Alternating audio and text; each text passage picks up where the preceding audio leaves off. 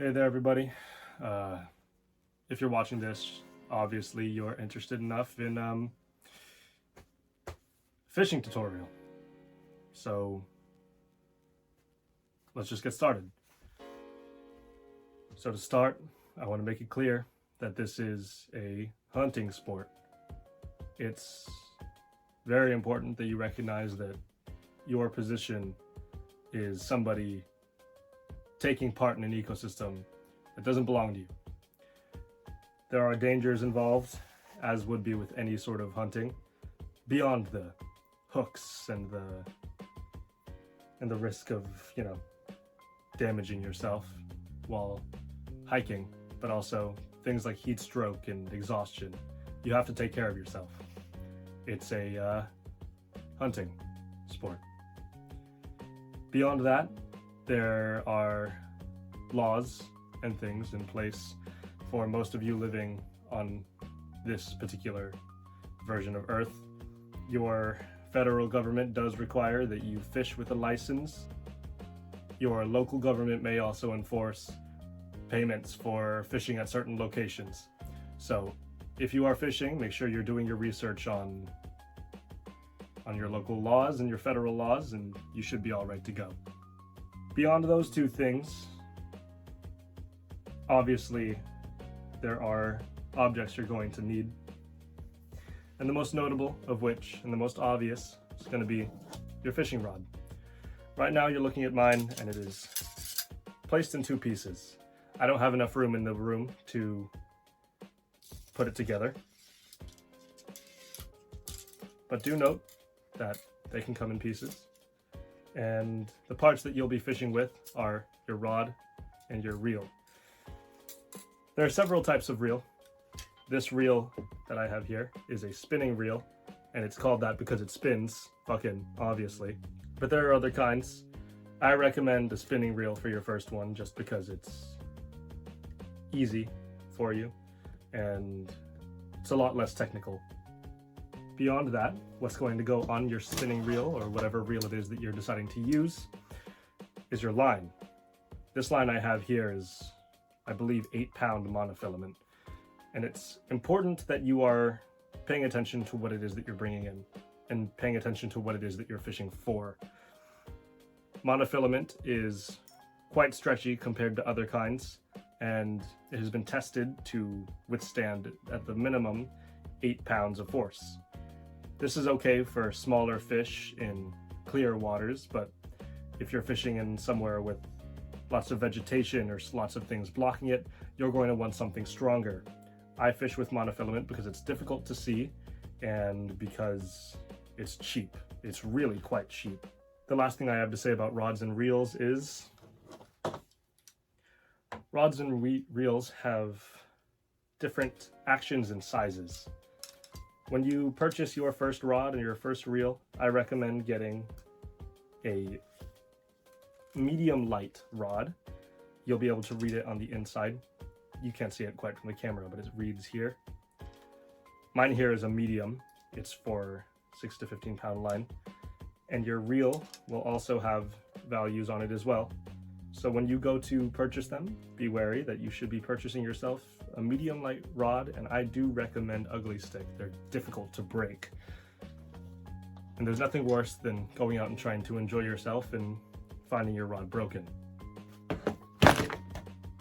Next, you're going to want your tackle. Tackle is important because it indicates what it is that you're fishing for, and it'll help you catch your fish.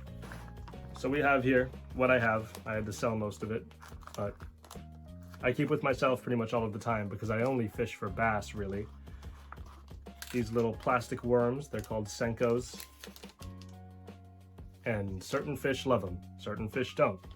Every time you go out to fish, you're really going to want to be doing your research on what it is that they like and what it is that they don't. It's important to understand what size they are and how heavy they might be, so that when you get out into the water, you have the best chance at capturing what you want to capture. There are also hooks that I keep that I will attach to these, as well as little lures and such. I like these. They're called cast masters. You can obviously fish for whatever you'd like, and you may fish wherever you want. I recommend simply that if you're going to go fish, you do your research and figure out what you should bring with you so that when you get there, you're well prepared. Lastly, I do recommend that you bring yourself water. You will be walking around in potentially high heat, potentially low heat. I don't know what your situation is, but water is always important.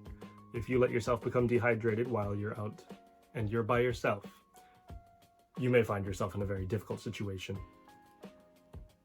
Going by yourself fishing is something that I cannot recommend for everybody, but for me personally, I usually fish by myself. There's something about the isolation and the experience of being by myself in nature as opposed to by myself in an apartment. I do advise that for your first couple of fishing trips, you take a buddy. Even if all they do is walk around with you and hike and enjoy the sights, it's important to understand your limits and have somebody with you who can openly communicate with others. Along with that, communicating with others is very important. If nobody knows where you are and you get lost or hurt, it could be dangerous. I also recommend, especially if you're working with barbed hooks, that you carry a pair of wire cutters. It's important if you get caught by your own hook that you are able to remove it with as minimal damage as possible. And as far as I'm concerned, that should be plenty enough information to get yourself started. I suppose we should make our way out. Let's go, shall we?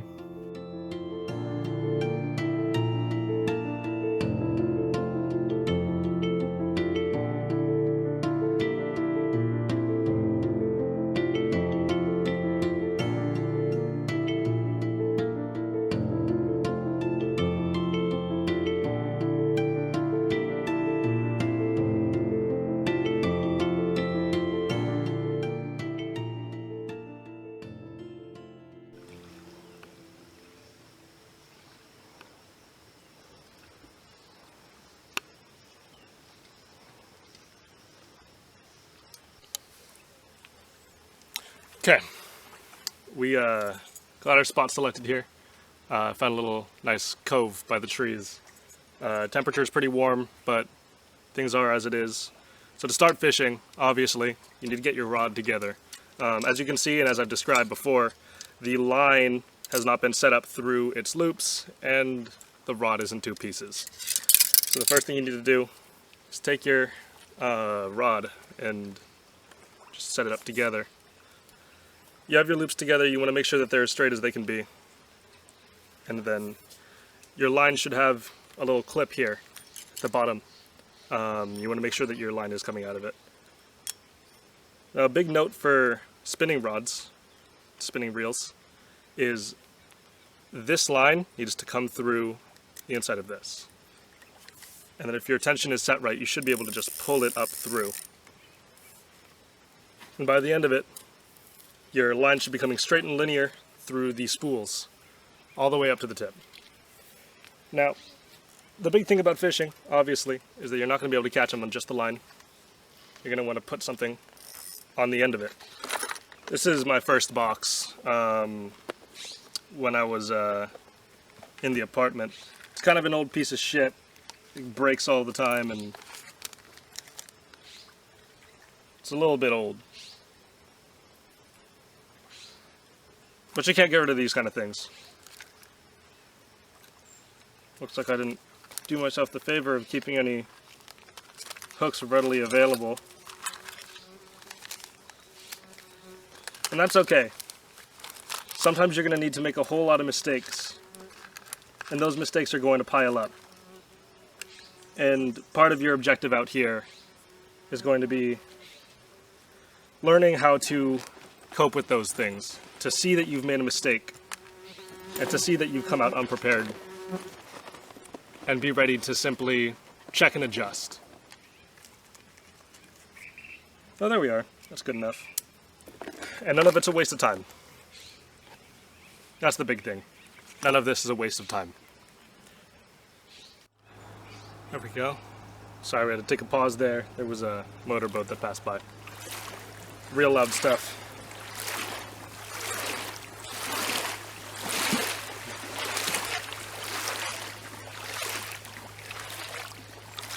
Fucking had enough? Jesus fucking Lord. Where did I put that hook? Okay. And the big part about all of this, just getting set up. So I'm going to show you, at the very least, from a distance, how to set all this up. So you're going to want to take your line and pass it through the eye of the hook, and then pass it through the same direction that you put it in from a second time.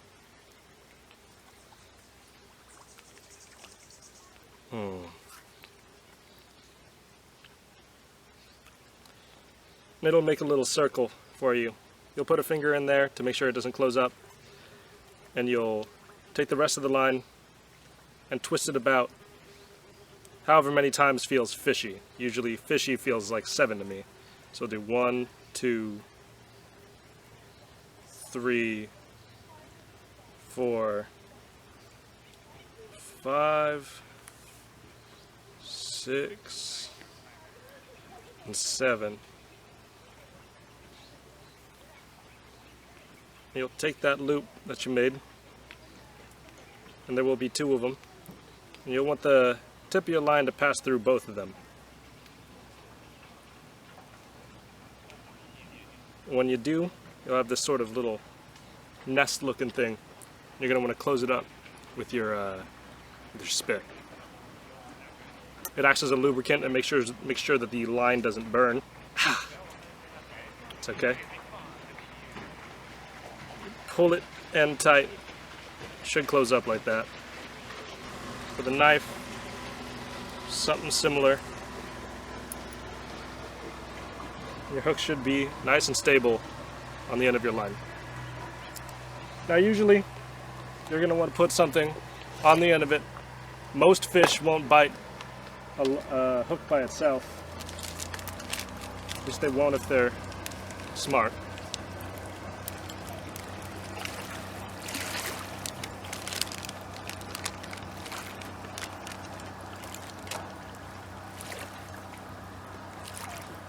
Now there's a few choice ways to set this up. I have here, as we said before, a little plastic worm called a Senko. And if you want, you can just pin it up through the center here. I don't tend to do that. I tend to, this is kind of strange. At least for any of you that have fished before, you'll think this is pretty strange. I like to take the worm, cut it in half,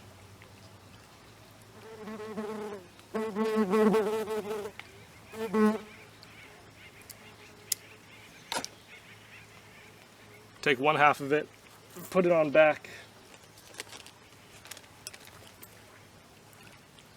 and the other line we'll take and we'll just pass it through the tip of the hook in such a way that it curves through and creates this neat little function. And from there you're pretty much ready to fish, at least if you're rigged up for bass. I would never cast this out to try and catch something other than bass, because bass are the only things that like to eat these, at least out in the waters that I fish. So I guess we'll start. Okay, moving on from there, here's our little cove out by the lake. I've always liked to be by the water, down close to it.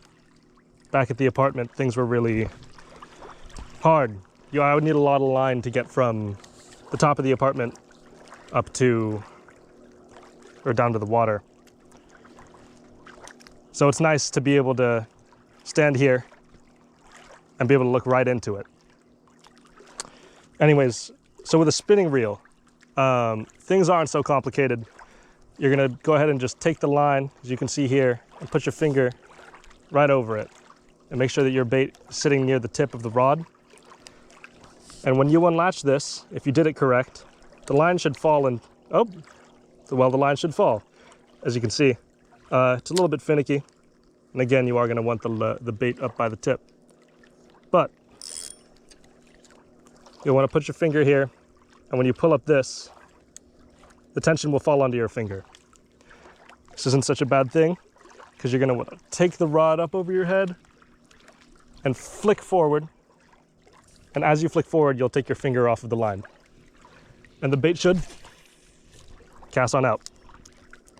So for now, we'll just fish. Part of the intent of the bait that I'm using right now is to imitate the look of a very small bait fish. The bass do tend to attack anything that moves too close to their territory. They're very territorial fish. And so hopefully, the idea is that we pass this thing by one of their nests and they take a bite out of it. Should they even have a nest anywhere around here, it's sort of a little bit more... Sorry. Excuse all the folks that are going by. Today's a really nice day, so there's a whole lot of people out on the lake today. A lot more than I thought there would be. And that's all right. If I knew how nice of a day it was going to be, I would come out too. Even if it was time for someone else to record. Ah, it's a nice breeze. The way that I'm presenting this bait with the way that I'm pulling back on it is to imitate the way that a small swimming bait would, or the way that I'm imitating this movement is almost as if a small fish were swimming. Hopefully enough, that would be enough for anything to bite.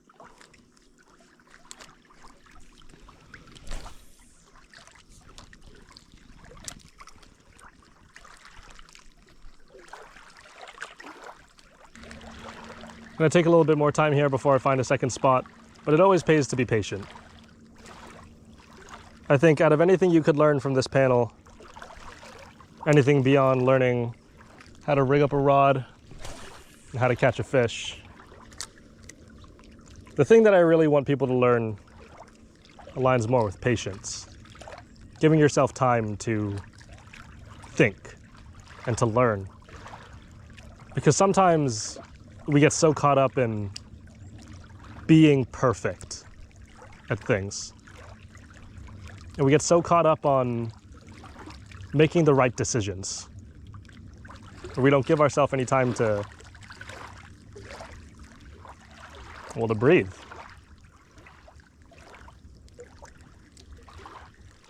And when I was younger, growing up with the apartment, it was a lot harder to... Nice. It was a lot harder to be patient with myself, especially with things like fishing, because whether or not I ate for the night had a lot to do with whether or not I caught a fish. And that always weighed on me really difficult. So that's why it's important to be patient and to learn to be patient while you're on the water. Because as it is, the only thing that you have, or at the end of the day, the only thing you have is yourself. And if you can't spend any time caring about yourself, you'll lose that too. So, I suppose that's all I have to say, really, is to be patient with yourself. And if you go out on the water by yourself sometime, try and remember that. No fish yet. That might be all this spot has to afford. I guess unless I go to a little different spot nearby, but I suppose it's worth a try. Unfortunately, I've picked kind of a bad spot for bass fishing. Bass usually like little coves with big walls actually looking just like this. Except if this were the right spot for bass, the water would be up on this line. So right now, since we're pretty low on the water line and the shore comes out pretty quickly, they might be somewhere else. But that's okay. Sometimes you pick the wrong spot. Sometimes you prove yourself wrong. That's what I'm hoping for. Ah, shit. Don't get stuck, don't get stuck, don't get stuck. Ah, okay. So this is an instance of something that'll happen pretty often. As you can see, I don't know if you can, my line got snagged on a little piece of wood over there, or a root of something, and my hook is caught on it. Hard part about this is, if I can't get it retrieved, I'm just gonna have to cut this off and get more bait and reline myself. I think I can get over there if I tried. So I suppose I'll try that.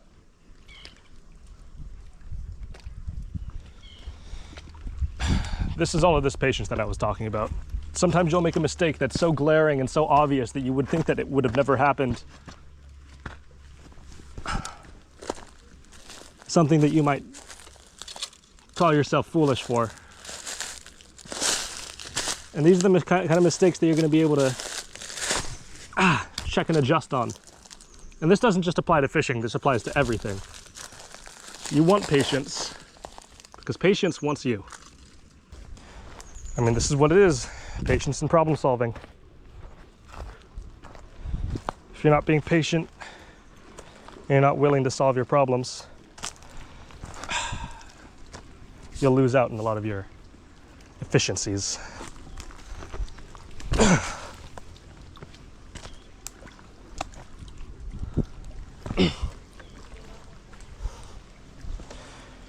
And there it is.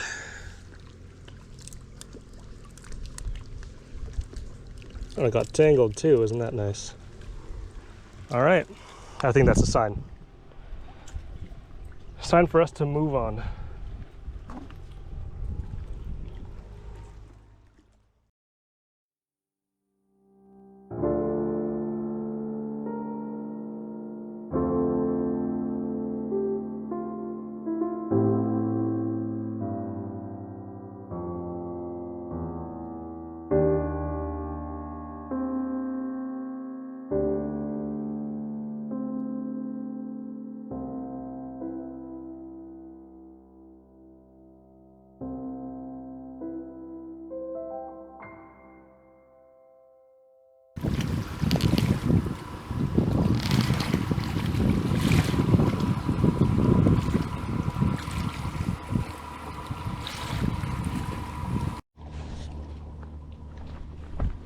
Okay, I went up to check something out. We already set up here, but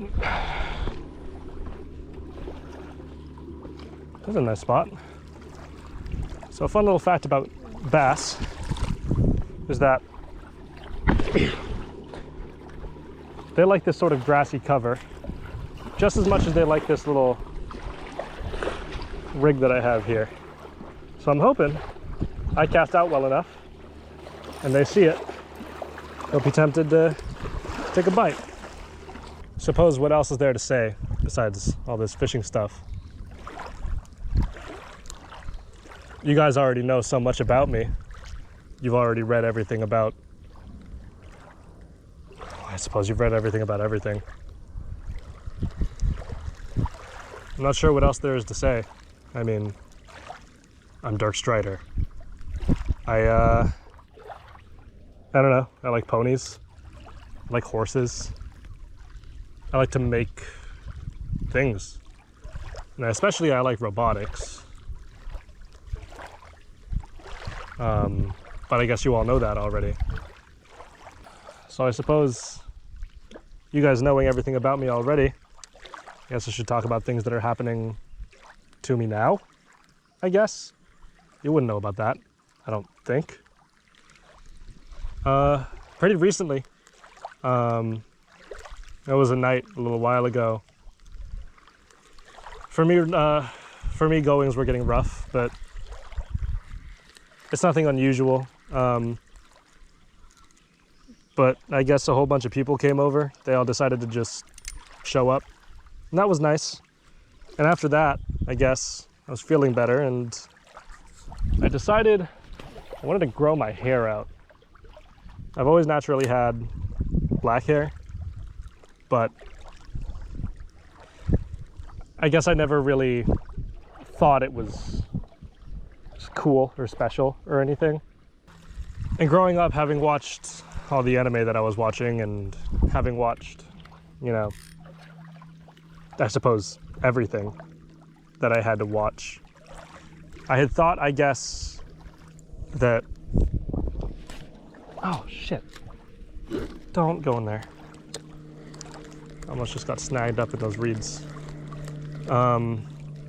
Yeah, I guess I had thought that spiky blonde hair was a lot cooler and a lot more special than what I already had.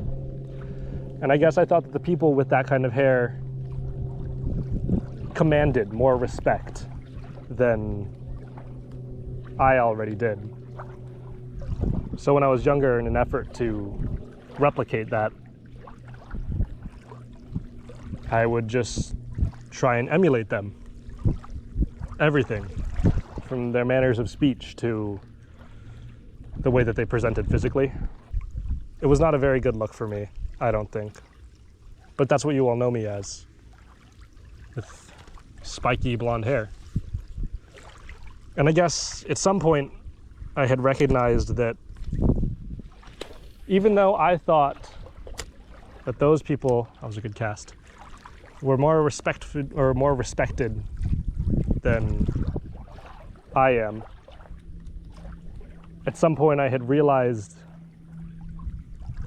that I command respect as well. Not in a sort of, egotistical way, but just that I'm just as important, even without those things. And that I don't need to have... Fuck yes! So this is... damn it! That's all right. What is it? Whatever's out there, tough as hell. I'm gonna have to recast out there.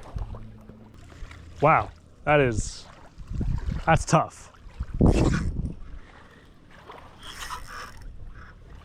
I think that's what the fish must have been when I cast it out there the first time, or what I thought was the fish.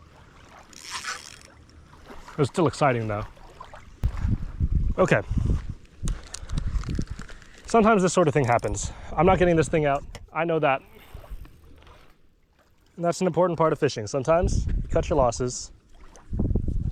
Sometimes it's so stuck in there that it's cooked and you just have to deal with it.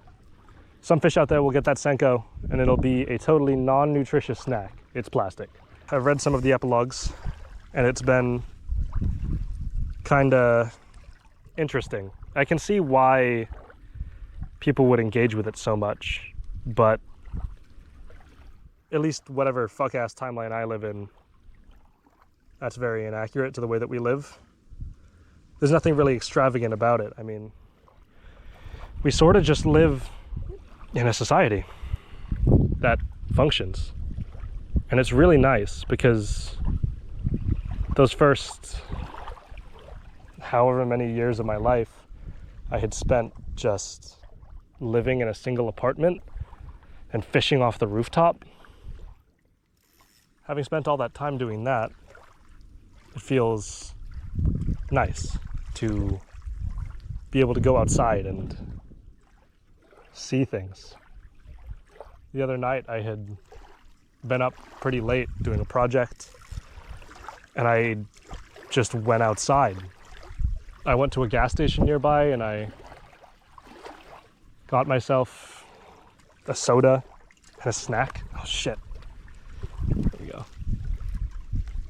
And it was strange to me because for the longest time, the only thing that I had was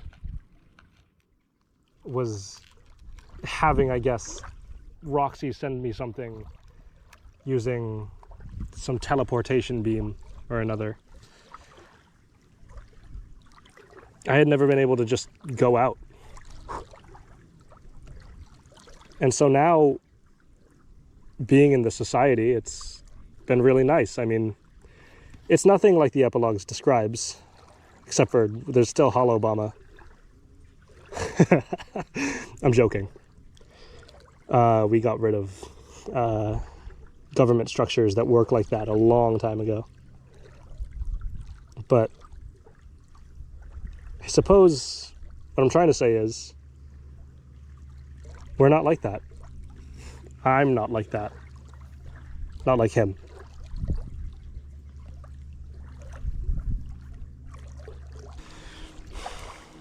So I guess, besides that, speaking of Jane, actually, the other night we spent some time together again. We've been hanging out a lot more recently. After the Baking Bonanza, we kind of really reconnected, which has been very nice. I feel like for a while I had just been spending so much time on working, and Jane being around has really helped me try and kick that. We've just been baking together a lot. And we've kind of expanded past cookies. We still do cookies pretty frequently because they're so goddamn easy, but it's been nice to try new things. And it's an art that I'm not practiced in. So it's been nice to remind myself that I'm not a professional at everything. And I don't need to be a professional at everything, because sometimes I can have good friends who are just as professional as I am at things. Except for Jake. Jake's not really professional at baking. We had him the other day, we had him over, and that was nice, but I don't know. We broke up again recently, which is not entirely unexpected, but I suppose that's not entirely relevant. But he doesn't know how to operate the oven still. He doesn't know how to operate the oven still. I mean, he knows how, but I think he's just scared of it. He's scared of the oven. He can preheat it. We had him over and he was gonna bake with us. And then he went to go preheat the oven, and then as soon as he saw the number say 125, he started to tweak out. He just started to freak out about it. Yeah, I've started a project with Arqueus. He's been doing all the coding, and I've done all the mechanical bits. It's been nice to share the load. Yeah, I mean, we were working on a mechanical body for Dave Petta, because we figured most other people got robot bodies, or at least they have one that's somewhat functional, and we thought it might be nice to surprise Dave Petta with one, but we made it, and they just didn't want it, which was okay, because it was still fun to do the project, but it was so surprising to us because we just hadn't considered that maybe they didn't want a body. So we took the robot and we kind of just messed around with it. I'm glad though that Dave Petta didn't want it. There was a very simple wiring mistake on it that I had made, which is not the kind of wiring mistake that I usually make. It was, I just forgot to shrink wrap something. And the wires were so close together that when the solder touched, it shorted the whole damn thing. And I would be personally very worried to know what would have happened to Dave Petta if it had malfunctioned like that while they were in it. I'm fairly certain based on my projections that it would just reject Dave Petta and Dave Petta would have been okay. But I guess it just makes me really worried to know that something like that was a possibility. That's not moving. I said Snags. It's just been strange because I never make those sort of small mistakes. The last time I can feasibly remember making a mistake like forgetting to to wrap my wires. I mean, I don't even remember making a mistake like that in years. Like when I was super young, I had to have made a mistake like that maybe, but not nowadays.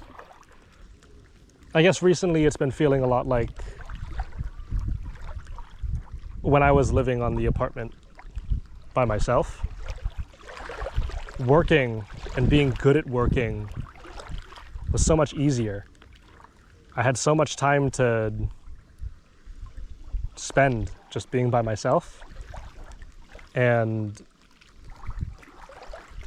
I don't know, I guess it made me feel like I work better when I'm alone. And I fundamentally understand that that's not the case. And that I do need help. And that I don't work better when I'm all by myself. But spending all that time by yourself when you're young kind of really fucks up the way that you think. And it makes you think that you're only supposed to be that way. I've been struggling with that a lot by myself recently. That phrase by myself is just,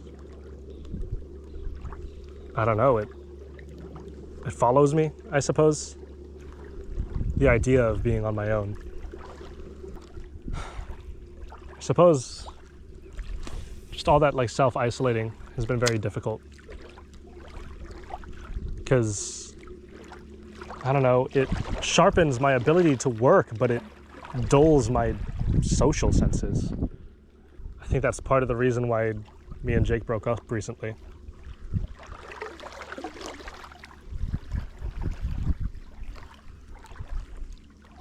It's been really hard. I mean, it just feels like it's not worth the effort or the time that it takes to make those things work. It feels like it's more worth my time and effort to just sit and lock in by myself and do my work. I've really missed him recently. Jake, I mean. Even before we broke up, it felt like even when we were in the same room, even if we were on the same bed, I would feel alone. I don't know, man, I miss him. I miss a lot of people. I mean, for a long time I was missing Jane. Now I'm missing Jake, and I suppose all the while I've been missing Hal. I know he's still kinda here, but it's not him, you know what I mean? I feel really bad for trying to destroy him. That wasn't kind. I guess I just don't know what to do, because I've never felt this way before. I've never felt so human. I don't know how to cope with it. Or at least not in a healthy way. I don't know how to cope with it in a healthy way. I just don't know how I'm supposed to deal with it. How I'm supposed to help myself feel more human. Or how I'm supposed to help myself come to terms with who I was and who I am. And who I will be.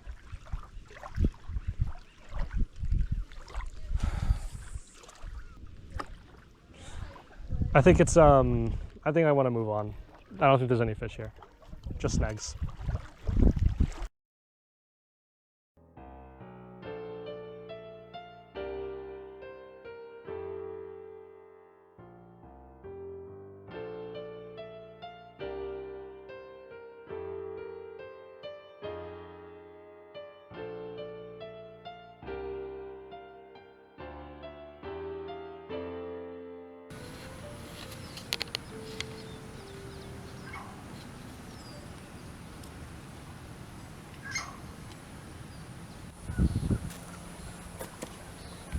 Okay, we got our third spot here. Yeah, I don't know. I picked it because there was somewhere to sit, somewhere proper. I'll just get started.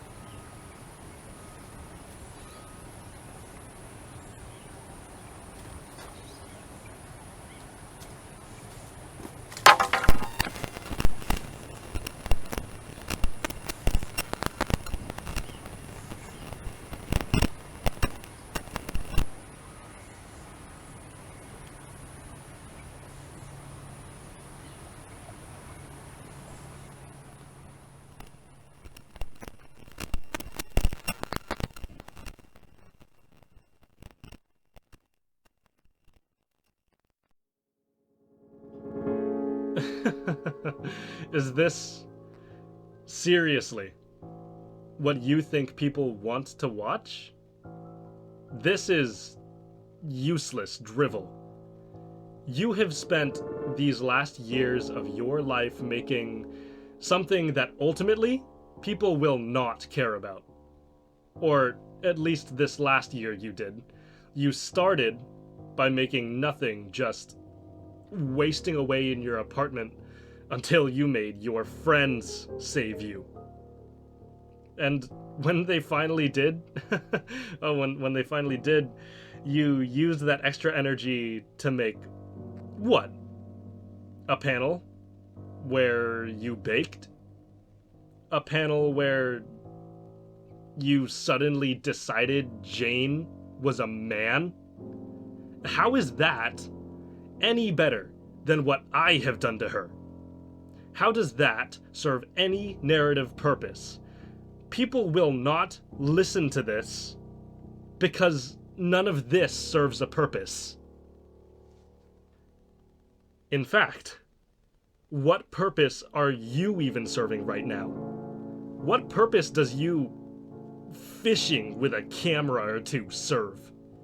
You have no story to tell like I do, which is why you are speaking to a camera rather than an audience like I do. People want to listen to the story that I have to tell because people want to listen to me, not you. You are trying to teach them patience, and maybe they'll smile and nod when you're done telling them about how they can be the best of themselves, but I teach them to love the worst of themselves. I teach them that anger and hate can propel them to something interesting. What does your pathetic message have to propel them to? Likely something just as mundane as baking or fucking fishing. What a completely worthless, contentless, empty hour you signed up for. See, you're nothing like me, kid. You are not like me at all because you keep trying to delude yourself into being happy. It doesn't get you anywhere.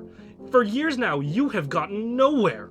Hell, like I said, you spent the first few years after your foray into suburb just rotting. You didn't have a motive, and frankly, it looks like you still don't. Teaching them patience. Yeah, right. Patience isn't gonna get you anywhere, and you're too stubborn to make the optimal decision, just giving up. Like I did. I wish you'd just stayed struggling, at least then you'd get anything done. Funny thing is, if you were struggling so hard you killed yourself, it still wouldn't do anything, because I wouldn't even use your body. Because you are irrelevant. You seriously don't mean anything to me because you pretend to have a backbone, but you don't. You pretend to be a hard worker trying to make ends meet, but you aren't. All you do is pretend, and frankly, it's hilarious. You're pathetic. You are irrelevant, and you're a complete fraud, and everybody can see it, and you're nothing. You're nothing without me.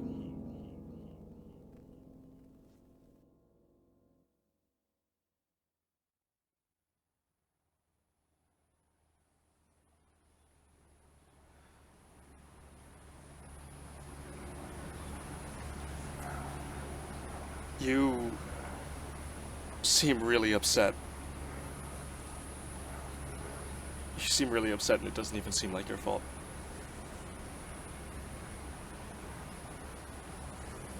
There's enough space here for us both to sit. And I only have the one rod, but we can share. We can share this time.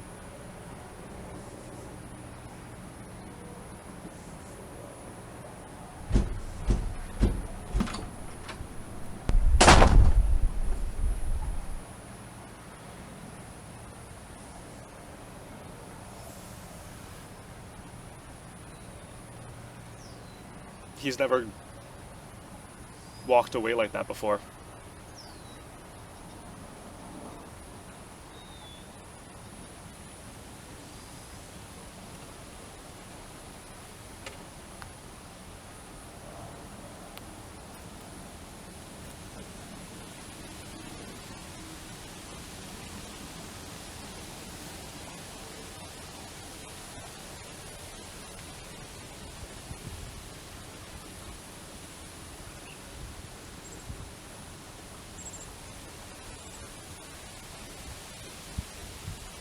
I think I'm ready to move on.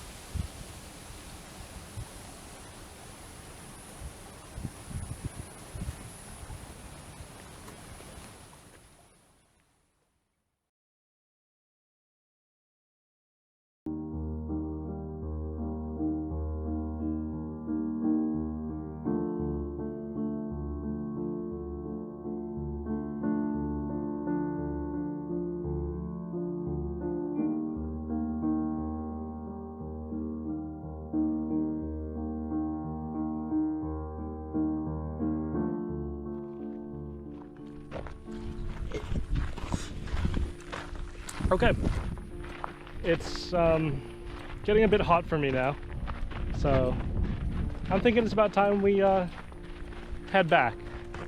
I might hit, a spot or two on the way, but as it is, I think that was productive, and that was nice. More important than it was productive, it was nice. I think recently I've given myself so little space, I guess I got anxious about it. But it's nice out today. The sun has been very forgiving compared to how it's been the last couple of days, and the sky's been nice and clear. Clearly other people find it nice out today too, because they're all out playing. And that makes me really happy, I think. Seeing people being happy and seeing people playing.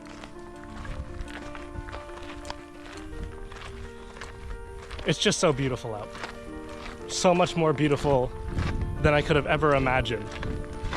So much more beautiful than an apartment over a vast ocean.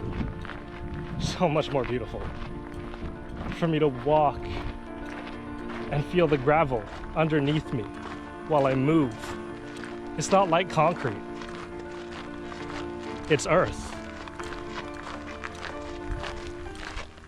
And the trees are all, they're moving. And isn't that nice? That there's wind out. That the death of the earth hasn't already happened.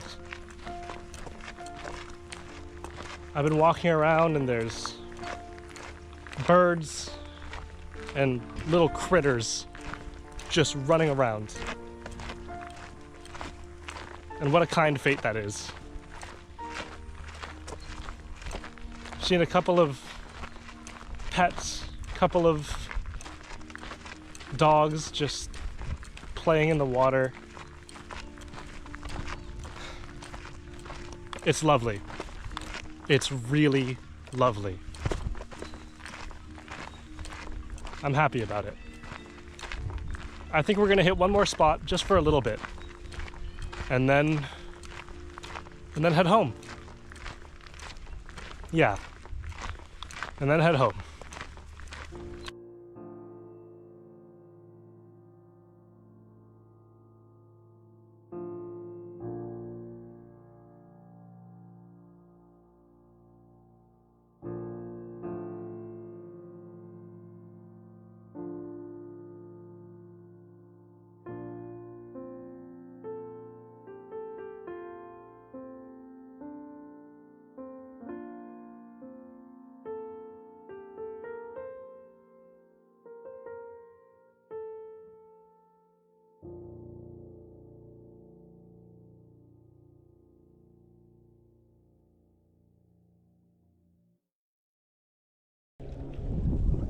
All right, so we've got our last spot here for the day.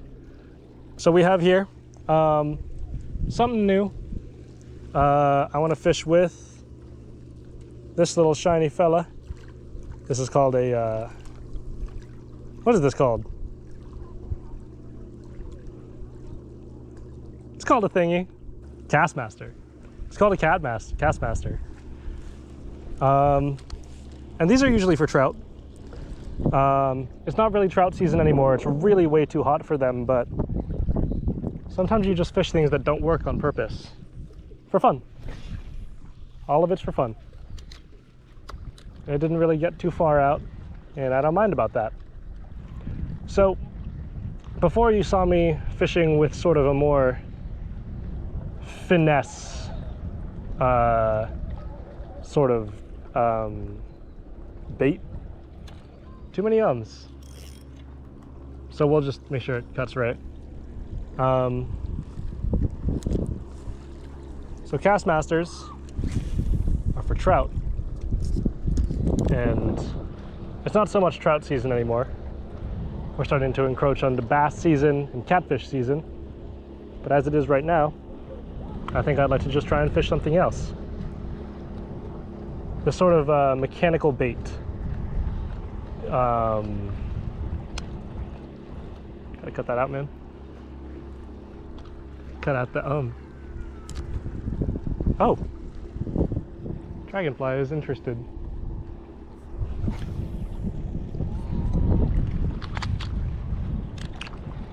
So these mechanical baits are a little bit more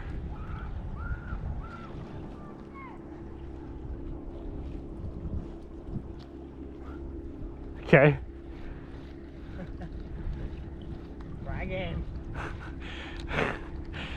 You missed that one. Try another.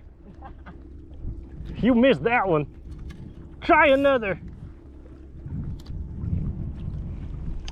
So Castmasters are a little bit easier to fish than a Senko would be. Not that a Senko is any particularly difficult.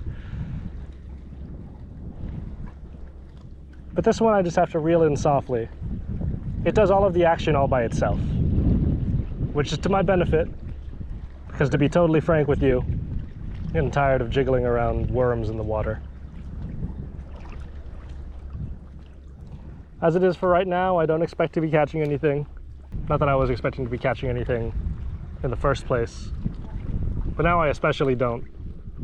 I'm using the wrong lure for the wrong time of day, in the wrong waters, during the wrong season. And that's okay. It's been nice hanging out with Jane more. His transition has been going really well. I mean, socially speaking, it's been going really well. I suppose, not to say that anybody's ever been not super accepting, but just that he seems happier that this was the right option for him. And I can never complain about my friends being happy. I think, as upset as I am about the way that things ended with Jake again, I think I'm willing to try again. Even if I still don't really feel like I know what I'm doing, I think it's worth my time. And I think it's worth the effort. I definitely think that Jake is worth the time and the effort. And if it's important to him that I start taking better care of myself, then that should be important to me too. It shouldn't always have to be somebody else telling me what's important for me. Recently, I think everybody's been very happy. Without all of the conflict and wanton death and excessive violence in our lives, everybody's been so much happier. I mean, June's been doing well. She's kind of just been trying to figure herself out. She's been doing a lot of just personal work, trying to find enjoyment in her day-to-day life, which isn't so different than the rest of us. Jane obviously has transitioned and has been doing a lot more baking, which has been nice. I certainly don't dislike having sweets at my house all the time.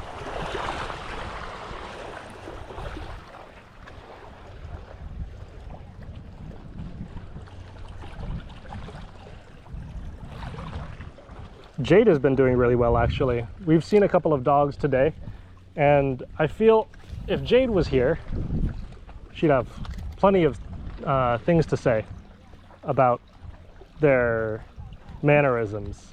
She's been dog training recently and been doing really well too.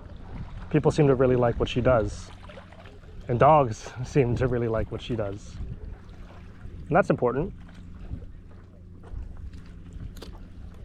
And seeing as things have been the way that they are, I've got a hell of a lot of time.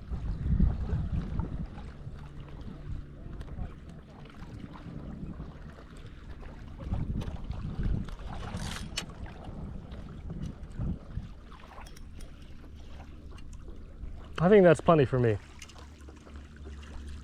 I've had a lot of fun today. I suppose, thank you all for joining. Thank you all for tagging along. Yeah, guess that's it.